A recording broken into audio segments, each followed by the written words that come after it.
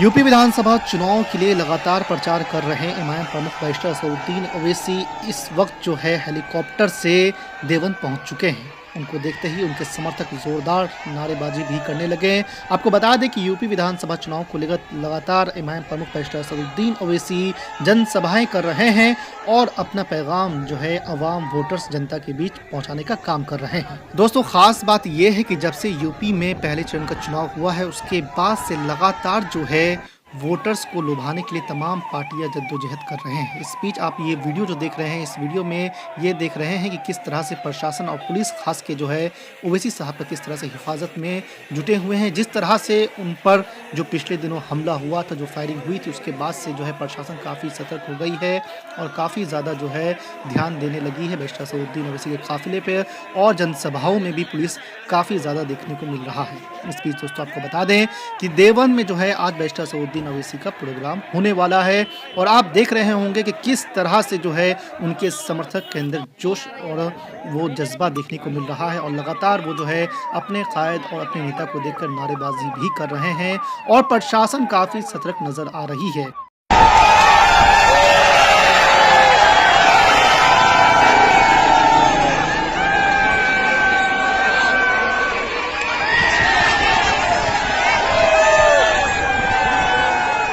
और लोग बोलेंगे कि मजलिस के 8-10 अगर जीत गए तो क्या होगा, क्या तुम सत्ता में आओगे? मुझे सत्ता की फिक्र थी ना कभी रहेगी इंशाअल्लाह ताला।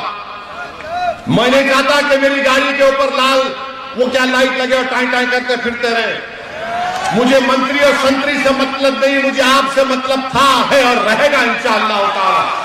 मेरी लड़ाई आपके लिए है, मेरी जबान चलती है तो आपके इंसाफ के लिए। अगर मुझे अल्लाह जब तक जिंदा रखूंगा, जिंदगी का एक एक लम्हा मैं गरीब और मजलूमों की लड़ाई में लड़ा दूंगा इंशाअल्लाह ताला। इनको लगता है कि 8-10 मुझसे किसी समाजवादी नेता ने पूछा इस पार्लियामेंट में, अरे ओवैसी अगर तुम जीत भी गए तो क्या करोगे यार, तुम्हारी सत्ता नहीं आएगी। मैंने कहा पार्लियामेंट में हमारा भाषण है, सुनोगे? बोले क्या? बोला टीवी पे देखो बैठ के, राज्यसभा के थे वो, और हम जब भाषण शुरू किया हमको 5-6 मिनट ही मिलते तो बीजेपी के जितने थे बारी बारी से उठते, ए वैसी बैठ जा, वो बैठ जा, ये बोल दो। हम बोले बैठने के लिए नहीं आए, जनता ने हमको बोलने के लिए भिजाया, जनता ने हमको लड़ने के लिए भिजाया, जनता ने उनकी तकलीफ को बयान करने के लिए भिजाया। और ये जो पार्लियामेंट का, जमहूरियत का ये जो पार्लियामेंट है, यहां पर बोलने वाले की कीमत है, गूंगे अंधे बहरे की कीमत नहीं है। हम बाहर निकले, पूछे देखा तुमने कि हम खड़े हुए तो 300 लोग खड़े होकर हमको सलाम कर रहे थे बीजेपी। ये मिजाज आपको पैदा करना है। ये लोग जीत जाएंगे मगर याद रखो आपके बारे में नहीं बात करेंगे, कोई काम नहीं करेंगे। कौन सा डेवलपमेंट का काम करवाए? हम तो उत्तर प्रदेश फिर रहे हैं ना, हम तो देख रहे हैं कचरों के अंबार, गंदगी, रोड, नाली, हर मसला है। मगर क्या है? नहीं, डर के और पूछ लेंगे, डराएंगे। इनको डरना किससे है? आप वोट डालने वाले बन गए, वोट लेने वाले क्यों नहीं बने आप? अगर आज आप अपना वोट लेंगे तो इन तमाम लोगों को मालूम हो जाएगा कि आप हिस्सेदारी की लड़ाई लड़ रहे हैं, आप में सियासी शऊर बेदार हो चुका। यही बात मैं आप सर्च करने आया हूं। आप हिम्मत और हौसले को बरकरार रखिए, अपने फैसलों पर भरोसा करिए खुदा के लिए। ये कश्मकश, ये गैर यकीनी कैफियत से कुछ हासिल नहीं होगा। बीजेपी अगर जीत रही है तो किसके ओर से जीत रही है बीजेपी? क्या आप डाल रहे हैं बीजेपी को? क्यों जीत रहे हैं बीजेपी? सोच लो आप। लड़ाई कहां लड़ना है? अखिलेश को वहां नहीं लड़ रहे, ओवैसी के खिलाफ लड़ रहे हैं। जहां लड़ना है वहां नहीं लड़ेंगे, क्योंकि इनको मालूम अगर ये गरीब मजलूम इनसे अगर कोई नेता निकल जाएगा तो फिर इनकी दुकान बंद और तुम्हारी दुकान बंद होगी इंशाअल्लाह ताला। तुम बहुत हमारे वोटों की तिजारत कर चुके। मैं उन तमाम एजेंटों को, दल्लों को कह रहा हूं कि अब तुम्हारा दी एंड होगा इंशाअल्लाह ताला।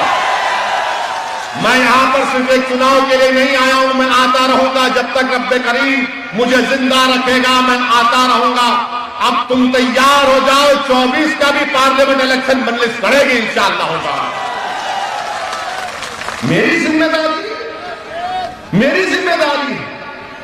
ट्रिपल तलाक का मसला आया, क्या तकरीर की अखिलेश, देख लो उठाकर आप। जब यूएपीए का मसला आया, क्या तकरीर की अखिलेश, उठाकर देख लो।